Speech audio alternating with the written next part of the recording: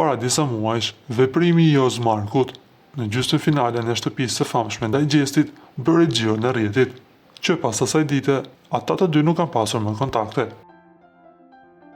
Së fundmi Val Bonamilli ka qenë thuar në një intervistë dhe duke qenë se ka mik të ngushtë Jos Markun, ajo u pyet për situatën që mori vëmendje të madhe, ku Jozi e goditi me shoplak në fytyrë Gjestin. Ajo theksoi se këngëtari është penduar dhe këtë e ka shprehur me të gjithë, madje edhe nëpër intervista. Jozi ndihet shumë keq për situatën që ka ndodhur dhe absolutisht e mirëpret dhe ka shumë respekt për Gjestin, u shpreh ajo. Nuk ka shprehur personalisht përtej kamerës, e ka shprehur dhe ka dhënë mendimin e tij se si ndodhet për situatën e ndodhur, theksoi më tutje ajo. Sa i përket raportit me fituesin e këtij edicioni, gazetare thas se ka kontakt her pas here dhe se ndiqen në rrjetet e tyre sociale. Nga ana tjetër na duhet t'ju themi se gjendja e Gjestit ka qenë mjaft e rënduar javën e fundit, për shkak të tragjedisë që i ndodhi në familje, ku vëllai i tij i vogël u nda nga jeta.